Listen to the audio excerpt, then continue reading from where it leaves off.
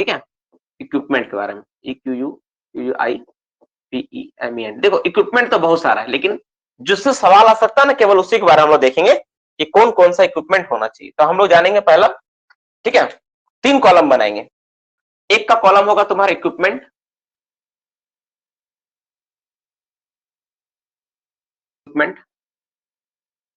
Equipment का column बनेगा, ठीक है। दूसरा कॉलम बनेगा, जैसे एक हो गया तुम्हारा rescue, rescue station, rescue station, ठीक है। और एक होगा तुम्हारा रेस्क्यू रूम, रेस्क्यू रूम, ठीक है। ये 2 चीज हो गया। अब किसमें कौन सा इक्विपमेंट रखना वो हम जानेंगे। पहला, तो पहला हम लोग स्टार्ट करते हैं, जैसे पहला हम लोग जाने शेड्यूल, कौन सा शेड्यूल के अंदर रखा था। तो हम लोग रेस्क्यू, इसमें 1 और इसमें शेड्यूल क्या होता है 2 होता है। पहले हम लोग शेड्यूल देख ली, इससे क्या होगा आप याद रखोगे यहाँ, ठीक है ना। यानी हम लोग शेड्यूल 1 के बारे में बात कर रही है, रेस्क्यू स्टेशन में शेड्यूल 1, रेस्क्यू रूम में शेड्यूल 2, ठीक है। पहला सिंपल हो। अब हम लोग जानते हैं 2 आवर, देखो अब यहाँ पे क्या रखना दूसरा 2 आवर का, ठीक है, सेल्फ कंटेंट ब्रीदिंग एपरेटर, SCB, इसको क्या बोलते हैं हम लोग, सेल्फ कंटेंट ब्रीदिंग एपरेटर। पिछले बार क्लास में मैंने बताया था, इसका नाम क्या है, सेल्फ कंटेंट ब्रीदिंग एपरेटस को हम लोग बोलते हैं, ठीक है। कि कितना नंबर्स होता है, तो 54 नंबर होता है। किसमें, रेस्क्यू स्टेशन में। रेस्क्यू रूम में कितना होता है, तो रेस्क्यू रूम में होता है 15। जितना व्यक्ति उसका 3 गुना। जैसे देखो रेस्क्यू स्टेशन में टोटल व्यक्ति कितना होता है 18, 18 3 54, रेस्क्यू स्टेशन में 18 आदमी होता है ना भाई। इसमें कितना होता है 5 व्यक्ति होता है, तो 5 3 15, उसको 3 गुना रखना, ठीक है। 3 गुना यानी 3 बार इस्तेमाल किया जा सके कम से कम, ठीक है, 3 गुना रखना है। पहला हो गया। दूसरा नंबर लिखो गाइडलाइन, उसको बोलते हैं गाइडलाइन, गाइडलाइन, गाइडलाइन रखना आपको, GUID, गाइडलाइन। गाइडलाइन जो होता है वो होता है 1000 मीटर, 1000 मीटर, 1000 मीटर का गाइडलाइन रखना है। ये क्या करता है, जब जैसे मान लो कि कोई धुआं वाला एटमॉस्फेयर है, ठीक है ना, धुआं वाला एटमॉस्फेयर जो होता है ना, तो उस एटमॉस्फेयर में क्या करता है ये लोग रास्ता भर बिछा के जाता है, ताकि वो क्या करे, उसको आते समय पता चले कि हाँ ये, उसको गाइड करता है कि इसको सहारे उसको वापस आ सके। मतलब माइंस का एंट्रांस से लेके जहां तक तुम्हारा वर्क है वहां तक ये बिछाते हुए जाते हैं, तो बोलते गाइडलाइन, ठीक है। और क्या होना चाहिए, सी नंबर, इसके बाद क्या होना चाहिए, उसके बाद होना चाहिए, एक होना चाहिए, इसको बोलते हैं हम लोग life line, life line, life line. इसका हमको पता है एग्जैक्टली क्या काम होता है, पर बताया तो कोई मुझे, मैं भूल गया। 1 रोल होना चाहिए, ROLL, एक रोल, एक पूरा रोल रखना है, एक रोल दोनों जगह रखना है, एक रोल यहाँ एक रोल यहाँ, ठीक है। और एक रखना आपको रिवाइविंग ऑपरेटर। आपको रिवाइविंग ऑपरेटर्स के बारे में पता होगा, मैंने प्रीवियस क्लास में भी बताया था। रिवाइविंग ऑपरेटर है ना, जो क्या करता है व्यक्ति को, रिवाइविंग ऑपरेटर, जो व्यक्ति अगर कोई मान लो कि गिर गया है, सांस नहीं ले पा रहा है, तो उसको हम लोग क्या करते हैं इस ऑपरेटर्स के जरिए, ठीक है, इससे क्या करते हैं, इस ऑपरेटर्स के जरिए उसको हम लोग होश में लाने का काम करते हैं, होश में लाता है, ठीक है। इसमें कितना 12 सेट रखना, 12 होना चाहिए। रेस्क्यू रूम में नहीं होता जनरली, है ना, रेस्क्यू स्टेशन में 12। तो ये है।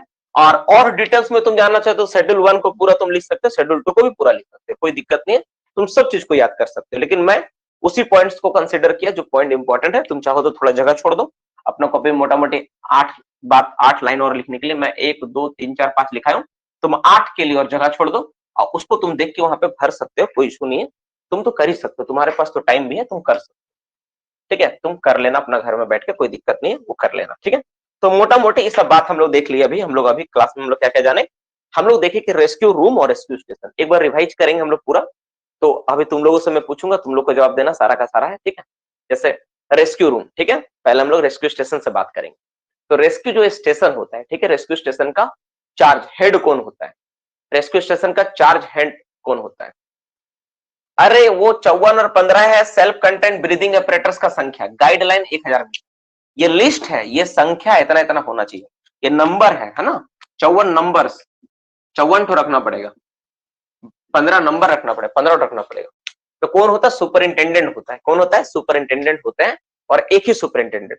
रेस्क्यू स्टेशन में कितने इंस्ट्रक्टर होते हैं, कितना इंस्ट्रक्टर होगा, कितना इंस्ट्रक्टर होता है, 2 इंस्ट्रक्टर होता है जो पढ़ाने का काम करेंगे, ठीक है।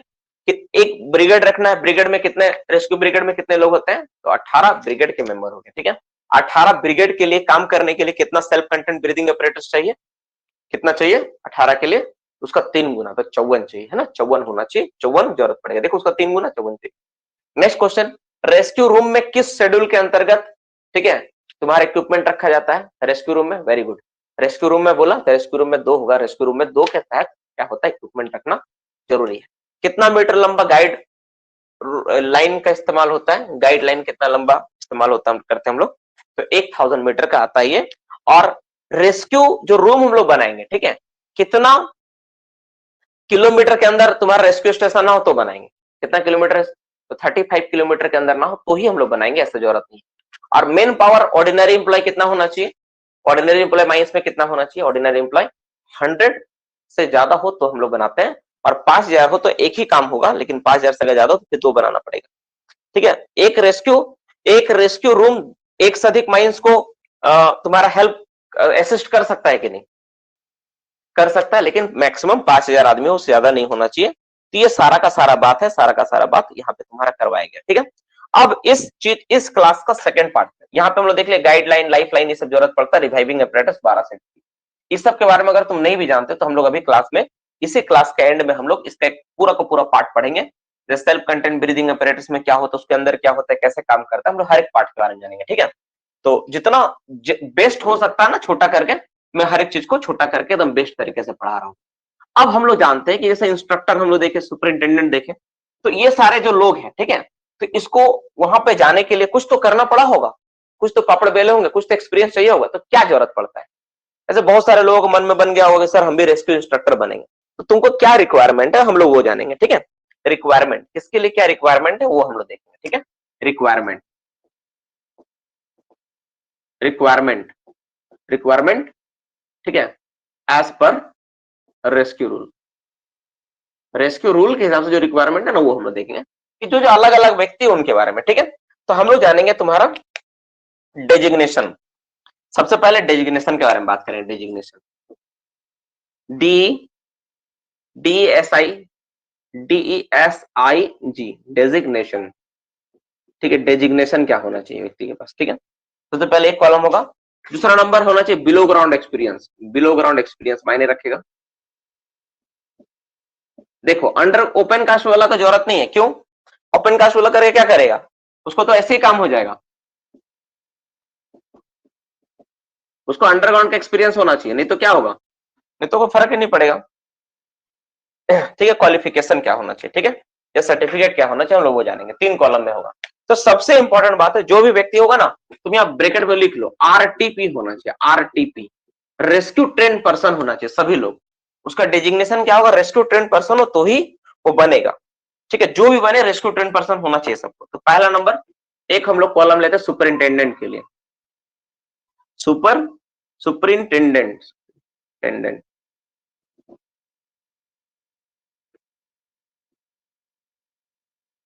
सुपरिंटेंडेंट, ठीक है। तो इनको बिलो ग्राउंड का कितना एक्सपीरियंस चाहिए, 5 साल। तो मन में तो लड्डू फूट गया होगा कि सर 5 साल का एक्सपीरियंस हो जाए तो हम तो बन जाएंगे सर, ठीक है ना। बिलो ग्राउंड 5 साल का एक्सपीरियंस चाहिए, लेकिन सबसे इंपॉर्टेंट बात है first class unrestricted certificate. First class का क्या होना चाहिए, अनरिस्ट्रिक्टेड, मतलब वही अंडरग्राउंड वाला, रेस्ट्रिक्टेड वाला नहीं, अनरिस्ट्रिक्टेड सर्टिफिकेट होना, ठीक है, ये होना चाहिए। दूसरा नंबर, बी नंबर के बारे में बात करते हैं हम लोग, instructor, instructor, INSTRU, instructor, instructor का क्या है भाई, तो इंस्ट्रक्टर को चाहिए 3 साल का एक्सपीरियंस, ठीक है, लेकिन इसके पास क्या एक्सपीरियंस होना चाहिए, second class, minimum second class, second class, ठीक है, अनरिस्ट्रिक्टेड, ठीक है, सेकंड क्लास अनरिस्ट्रिक्टेड, ये होना चाहिए मिनिमम, मतलब इतना कम से कम चाहिए, ठीक है। यहाँ पे एक काम करो ना, यहीं पे लिखो क्वालिफिकेशन में लिखो मिनिमम, मिनिमम ये इसके पास होना चाहिए। और तीसरा नंबर जो कंडीशंस होना चाहिए, तीसरा नंबर के बारे में क्या है, इंस्ट्रक्टर हो गया, ये हो गया। एक और हम लोग बोले ना, रेस्क्यू रूम इंचार्ज, तो रेस्क्यू रूम इंचार्ज, इसके पास कितना एक्सपीरियंस होना चाहिए, CHARG, चार्ज, इसके पास होना चाहिए 3 साल का एक्सपीरियंस, इसके पास भी 3 साल। और इसके पास क्या होना चाहिए, ओवरमैन, फॉरमैन, सेकंड क्लास कोई भी चले। देखो ओवरमैन भी है, सबसे इंटरेस्टिंग बात, फॉरमैन भी है, फॉरमैन भी होना चाहिए, ओवरमैन भी हो सकता है, कोई भी हो सकता है, फॉरमैन कोमा ओवरमैन, ठीक है, सेकंड क्लास, ठीक है, सेकंड क्लास, सेकंड क्लास, कोई भी अगर एक्सपीरियंस हो तो इसका पास चलेगा, ठीक है। ये बन सकता है ऐसा कोई व्यक्ति जो रेस्क्यू रूम का इंचार्ज बनाया, सब उसके पास 3 साल का एक्सपीरियंस हो। तो ये सारे क्वालिफिकेशन रिक्वायरमेंट है, कोई व्यक्ति के पास हो तो क्या कर सकता है, वो किसमें जा सकता है?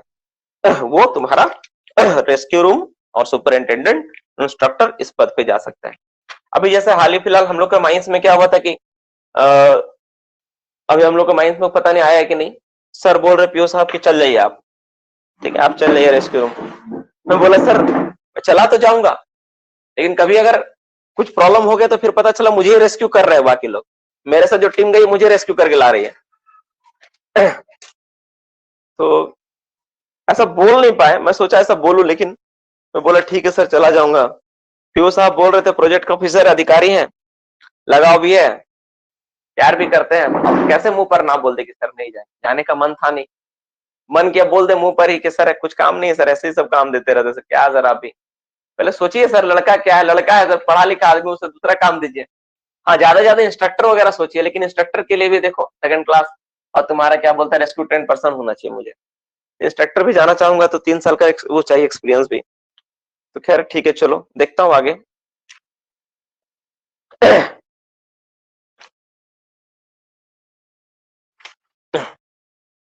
ठीक है, तो ये सारा सारा चीज हो गया मोटा मोटी हम लोग देखें आज का क्लास में, ये सारा का सारा पार्ट हो गया, लगभग हम लोग आज का क्लास का ये पार्ट को किए। ठीक है, अब आज का ना बहुत सारा बच्चों का सवाल आया था, आज इतना ही रहने देते हैं, रेस्क्यू रूम और रेस्क्यू स्टेशन तक ही रहने देते हैं। हो सकता है हमको लग रहा है 4 क्लास शायद लग जाए, 3 से 4 क्लास है ना। आज कौन दिन है? बृहस्पति बुध है ना, बुध बृहस्पति शुक्र शनि, हाँ इस सप्ताह तक इसको खत्म करने का प्रयास करेंगे। नेक्स्ट क्लास थोड़ा सा फास्ट करेंगे है ना, नेक्स्ट क्लास जो होगा फास्ट करेंगे, और फास्ट ही होगा क्योंकि तुम्हारा शेड्यूल दिया हुआ है, इधर फॉर्म के बारे में लिखा हुआ है, कोड ऑफ सिग्नल है, ये सब समझाना ज्यादा कुछ है नहीं, इस समय टॉपिक है, इसको सिर्फ नोट्स देना है मुझे समझाने वाला। जैसे स्टार्टिंग में तुम अगर अच्छा समझ गए ना कि रेस्क्यू रूम होते ही होता है, एक बार तुम समझ जाओगे ना तो बाकी चीजें आसान हो जाती है करना, ये खूबसूरती चीज है। पहला वाला ही टफ होता है, बाकी चीज आसान हो जाएगा। तो हो सकता है ज्यादा से ज्यादा 2 क्लास लगे अगर हम लोग सारा ऑपरेटर्स वगैरह मिला के कर दे तो, जैसे तुम्हारा reviving operator, self content breathing operator, self rescuer, इस सब के बारे में भी नोट करना पड़ेगा कि क्या क्या होता है, कैसे कैसे काम करता है, थोड़ा थोड़ा जान लेना पड़ेगा। तो ये सारा का सारा चीज हो गया बाबू, हम लोग का बेसिक चीज क्लियर हो गया। आज क्लास इतना ही रहने देते हैं, बच्चे लोग का डाउट क्वेश्चन बहुत था। सबसे पहले सॉरी फॉर दैट, टोटल बच्चों लोगों का मैसेज जो आया था 169 73 था, 69 to 73 मैसेज था, बाद में फिर 4 मैसेज आया, इतने बच्चों का मैसेज था। उसमें से मैंने केवल 120 बच्चों को देखा, ठीक है 110 बच्चों को देख पाए, और बाकी अभी भी 60 बच्चा जो है मैसेज में अभी भी तुम्हारा, तुम देखोगे तो अनरीड दिखा रहा है ना, अभी तक मतलब अनरीड मैं देख ही नहीं पाया, सॉरी 60 बच्चे 60 बच्चे ऐसे है कि इसका मैसेज को मैं नहीं देख पा रहे होंगे, उसका मैसेज अभी भी देखना बाकी है, सॉरी फॉर दैट, ये जो मैसेज नहीं देख पाया। एक चीज मैं बोलना चाहूंगा, जो बच्चे जो नॉन टेक्निकल के लिए फी पे किए हैं है ना, अच्छा कल नॉन टेक्निकल क्लास नहीं है, नॉन टेक्निकल क्लास आपका नेक्स्ट होगा। अच्छा और पढ़ने की इच्छा है क्या कि डिस्कशन करें, एमसीक्यू क्वेश्चंस को डिस्कशन कर दो, पहले बताओ। पढ़ने की इच्छा तो मैं पढ़ाने के लिए तैयार हूँ, पढ़ने की इच्छा तो मैं पढ़ाने के लिए तैयार हूँ, ठीक है पढ़ने के लिए इच्छा, यस यस, ठीक है। नहीं तो एमसीक्यू डिस्कशन भी कर सकता हूँ कि एमसीक्यू बहुत सारे क्वेश्चंस आए ना, बच्चे लोग भेजा है तो डाउट्स वगैरह क्वेश्चंस है, एमसीक्यूज वगैरह है, उस पर भी डिस्कशन करना इंपॉर्टेंट, क्योंकि टॉपिक तो कंटिन्यू चलेगा, ठीक है ना, टॉपिक कंटिन्यू चलेगा मेरा, इसको छोड़ नहीं सकते हम लोग, इसको कंटिन्यू करना ही पड़ेगा। तो एक काम करते हैं ना, बहुत सारा डाउट सवाल बच्चों लोग का आया, तो एक बार आज मुझे डाउट ले लेना दो, क्योंकि ये भी कोर्स का ही पार्ट, इसको हम लोग अवॉइड नहीं कर सकते। प्लस क्या है कि हम भी आज ही आए तो हम भी थोड़ा सा टायर्ड है, फिर भी इतना देर तो क्लास